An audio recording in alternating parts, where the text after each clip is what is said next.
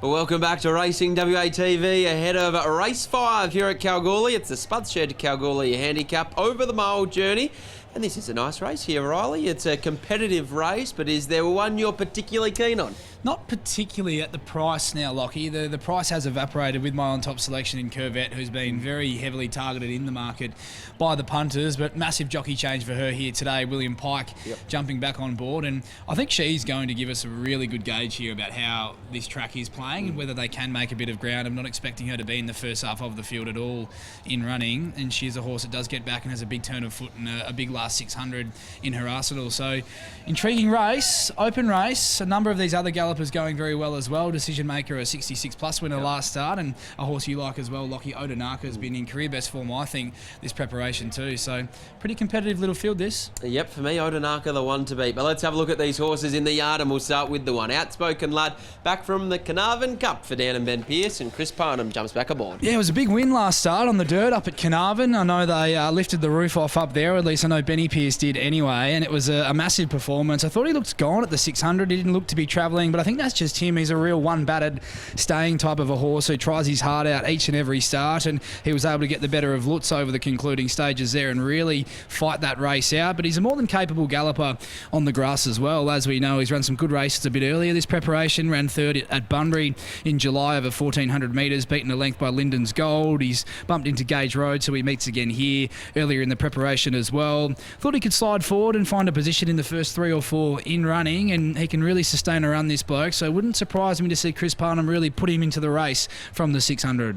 Here is the two, Odanaka, Steve Wolf, Sean McGrady. He's going super, this horse. I think he's in career best form this preparation, and I think he can box seat here today from barrier 1, which I think is the type of run that he needs if he can just get that room to move when he needs it and really come after the leaders in the straight. He ran second behind Autumn Rebel 3 starts ago, was a winner, holding off Twilight Tale 2 starts ago as well, who's a really progressive up-and-comer for Mickey Grantham, and she had his back in running that day, and he was holding her comfortably, I thought, on the line. It was a massive performance, and last start had his colours lowered somewhat, but Decision Maker does look a progressive enough galloper as well. From barrier 1, while the box seat's always a nice place to be, Lockie just might need an ounce of luck on straightening to find that room to move. 3 uncompromised, Helen Harding and Zephyr Johnston Porter looking for the second leg of a double. Just don't think he's racing at his best this campaign uncompromised. He was doing some pretty good things the last time we saw him at the races, but he has been going around in stronger races than this. He's contested the Tats Cup, the Kalgoorlie Cup and the Boulder Cup, and he has been beaten quite lengthy margins in each of those starts, but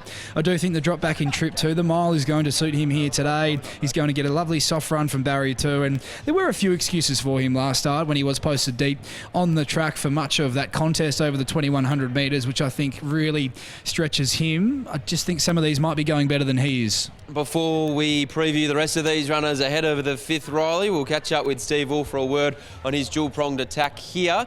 Wolfie, appreciate your time. Odanaka, he looks to be in career best form. How's he done since his last start effort? Yeah, he's done very well. He's been going well all season, as you know, and I'm sure he'll be very hard to beat. How's he travelled up? Yeah, nothing worries him. They're used to it. They go from Albany to Perth and all over the joint, a bit like me. They just accommodate the conditions in front of you. Drawn barrier 1, how did Shooter see it play out from that low draw? Oh, I think he'd be just in the box seat. Like, he's been beginning very well and probably a bit unlucky he didn't win last start. It's an even field though, like the previous one. If you have a bit of luck, you win. If you don't, you don't. How do you assess the chances of his stablemate in Gage Roads? Probably go forward. Be hard to beat, I reckon. I sort of lean towards him a bit myself, but I don't think he's as genuine as the other one. You're a seasoned campaigner here in Kalgoorlie. How have the festivities been over the last couple of days? Pretty quiet for me, but the track's in wonderful condition. Probably it's never been this good, and probably the best track in the state at the moment. Looking at it, you know, Pinjarra's done a wonderful job, and this one is going very well, and it's great to see it this late in the season. You know, just alter a couple of things and get their recipe right with the races, and it'll be great.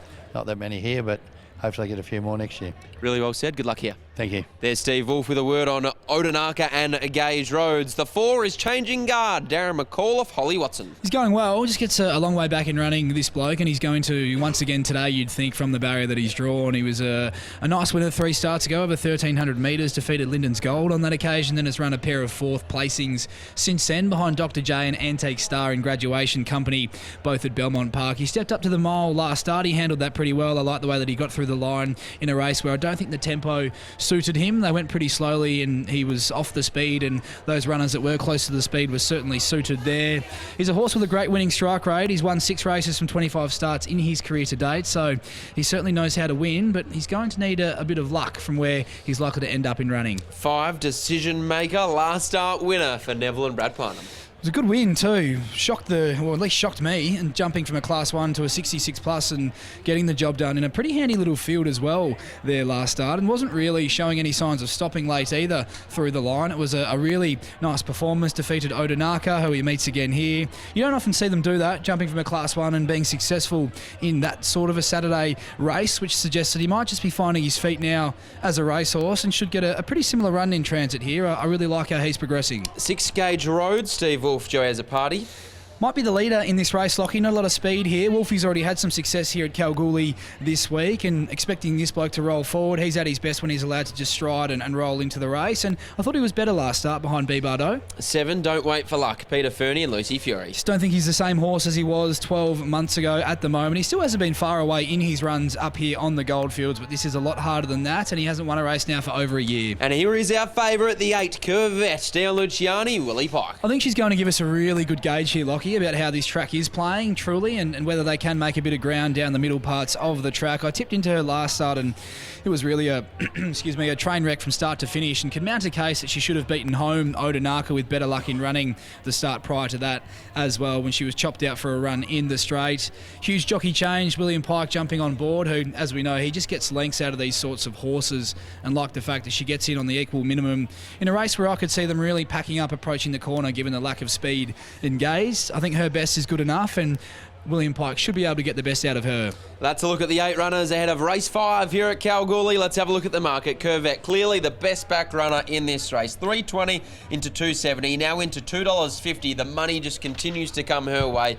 Decision Maker, the last start winner, is at $4.60. Odinaka is at $5. Don't Wait for Luck is 12 into 8. Outspoken Lad, the Carnarvon Cup winner, $8.50 out to $13. Gauge Roads is also a $13 chance, whilst Changing Guard and Uncompromised, the outsiders of the field. O'Reilly, how do you order the 4 in a race number 5? I'm with the favourite, Lockie, but not a betting proposition for mine at that current price. She has been incredibly well backed. I do think she's a little bit under the odds at the quote, but Corvette on top for me. I think she's going to go hand in hand with William Pike, who jumps back on board her here this afternoon, or jumps on board her for the first time this preparation, I should say, since she's arrived here in the West. She's got a really nice turn of foot, and this is a field without a great deal of speed. I think if they do really pack up on the corner, that it's going to present for something to finish over the top of them with that finishing burst that she has got, and I think that's the way most punters are seeing it as well with the market move. So the 8 Corvette on top for me from the 2 in Odinaka. He's going super, can box seat from barrier 1, just maybe might need an ounce of luck or a good steer from Shooter to find some room to move when he needs it. The 5 Decision Maker, good win last start, jumping from a Class 1 into a Saturday race and getting the job done. He could be a bit more progressive than initially thought, and should get a pretty similar run in transit here today. And the 6 in for 4th Gauge Roads. I think he can roll forward and take it up in a race that really lacks any real speed on paper. Bit more of an open race, I thought, this one, Lockie, than what the market is currently giving it credit for, but I am with our current favourite on top with a bit of, I guess, trepidation now at the price. 8, 2, 5 and 6. 8 Corvette on top for Riley. A reserved Riley Morgan tipping the favourite on top here. Now into $2.50, so perhaps just a little bit short in the market in his opinion. Good late support for Odinaka, 5 into $4.60 late, and Decision Maker is holding up nicely and around that $4.60 quote as well. Certainly a race that we should learn plenty about in terms of the way this track is playing for the remainder of the afternoon. The Ron Sayers Sprint, the Golden Saddle, and the Kalgoorlie Cup still to come throughout the afternoon, as we now hand you upstairs to Darren for the call of race 5 here at Kalgoorlie.